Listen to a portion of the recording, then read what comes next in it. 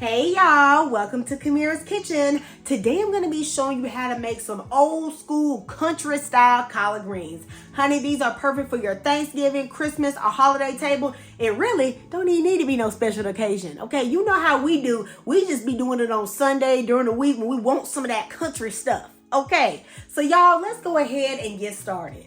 This is the best time of year to be getting collard greens. So I'm going to pick some collard greens from my garden.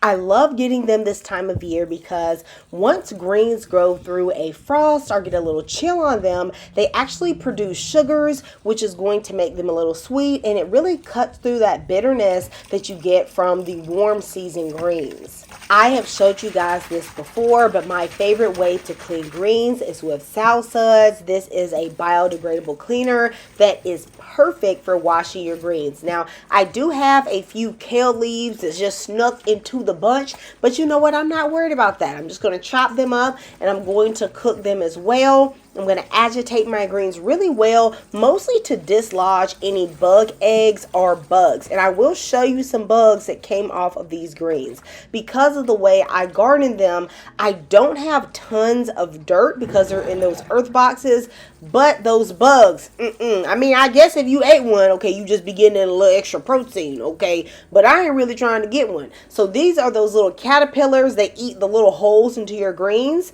how that came off? And I actually had a couple other ones that I picked off as well. I am going to remove the stem from these greens. The only thing that you need to do is put the stem between two fingers and just pull. Now, some people like to cut out the rib, but I think that actually takes way more time than just yanking out the stem. Once I have taken them out, I'm going to stack them and then I'm going to roll them like, well, you guys know what. See, I don't know what because I'm saved and I don't do that stuff, okay? But some of y'all know about that roll and puff, okay? Then I'm going to cut them into about 1 inch to 3/4 of an inch thickness and place them to the side in a bowl. I'm also going to be prepping a few extra vegetables. You gotta have that onion. So I'm just going to cut this into like a medium dice. It really doesn't matter how big it is because honestly, they're going to cook for such a long time anyway. It's not going to matter. It's about time for me to start planting my garlic. I still have this garlic from the summer. And so I am going to just cut this into some roughly minced pieces. I have some thick sliced bacon. I like to use the thick slice because it just gets a meatier piece of bacon. Now, since I'm going to be using pretty much all of this bacon for like cooking collard greens and green beans and stuff, I'm just going to cut this in half with my scissors. And then I'm going to take out not quite 1/2 pound, but maybe about 6 ounces here. And then I'm going to cut these into about 1 inch strips. Now, y'all, this is that bacon. Okay, we doing that country stuff today. So if you want to do these greens the way I'm doing them, you got to get this bacon. Now, if you don't play with the pork, okay, just pretend this is turkey, okay? Okay, y'all, so I have my 6-quart Dutch oven heating over medium heat. And into this, I'm going to be adding my bacon. I'm just going to stir this until the bacon is crispy. I don't want it to burn, but I do want that fat to render, okay? Y'all know we love that bacon grease. Honey, that's going to flavor these greens really well.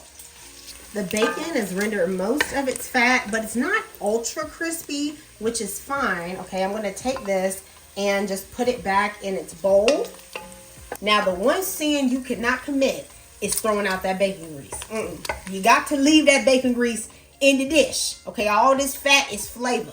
Right into this, I am going to put the onions.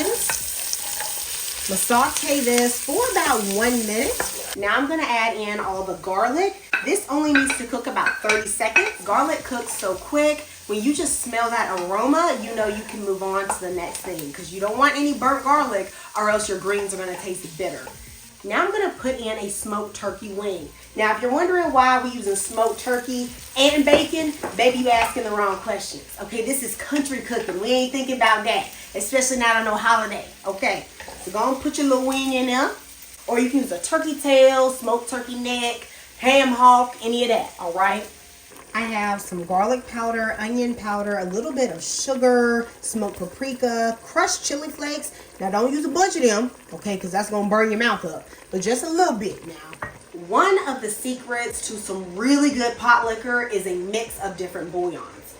So today I am using chicken bouillon. Y'all know this is a classic, all right?